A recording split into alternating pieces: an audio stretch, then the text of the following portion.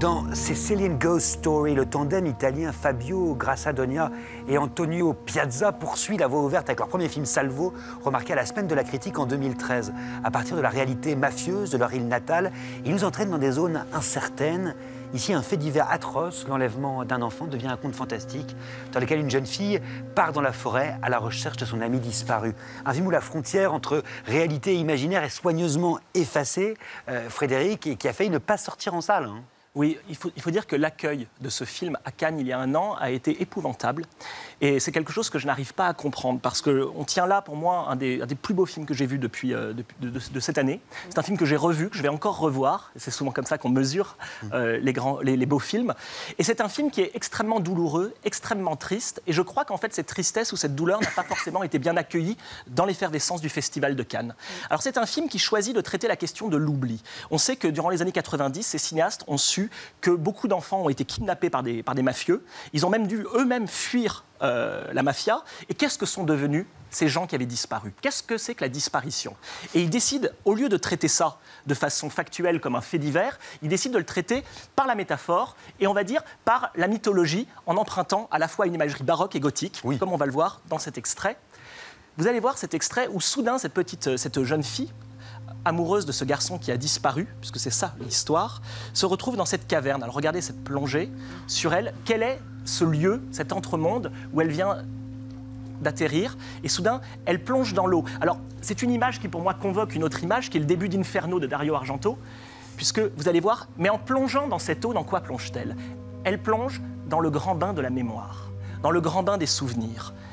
En s'immergeant ainsi dans cet antre étonnant, elle va distinguer, soudain, vous allez voir son visage, elle va distinguer en face d'elle une figure qui est à la fois familière pour elle, pour le spectateur à ce moment-là du récit, mais également fantomatique, celle de son amour disparu, celle de Giuseppe. Mais vous voyez qu'elle est encore trouble, flou, indistinct.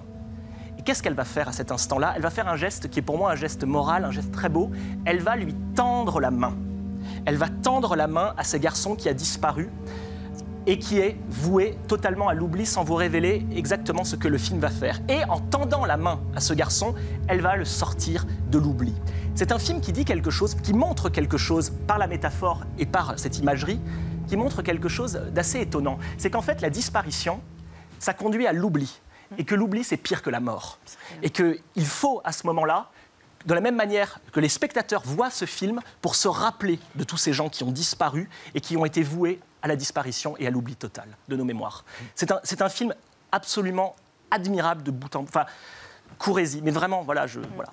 Zoé, cet enthousiasme. Mais courez-y, nagez-y. Moi, je pense aussi que c'est un des plus beaux films que j'ai vus de l'année, voire des 2 ou 3 années qui viennent. C'est le meilleur film que vous pourrez voir pour comprendre ce que c'est que la mafia. On est dans une imagerie qui n'a rien à voir avec rien de ce qu'on a vu.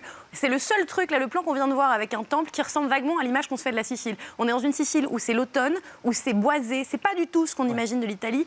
Or, c'est ça. Et c'est un film qui crée un lien métaphorique entre le silence, qui existe dans cette communauté autour de la mafia, la minéralité, on est dans des groches, on est dans des cavernes, on est dans quelque chose qui est lié à la nature et qui bouffe ce pays littéralement aujourd'hui. Et il nous fait un vrai beau film sur la minéralité de ça et de l'enfer que c'est que le silence. C'est un très très beau film, évidemment, sur l'amour adolescent et sur la force de la vie, contre cette espèce d'opacité, de silence et d'omerta qui plombe tout le monde, parce que ce qui est très important, c'est que cette jeune fille, elle demande simplement où est ce garçon et que personne ne lui répond parce que personne ne s'intéresse à cet enfant qui est un fils de mafieux qui s'est retourné. Et qu'elle a peur elle-même d'oublier. Ça, c'est extrêmement beau. Il faut citer quand même que c'est Luca Bigazzi qui est à la photo, qui compose les plans hallucinants de ce film. Il y a une inventivité formelle sur les textures en particulier qui est extraordinaire. C'est le chef opérateur de Sorrentino.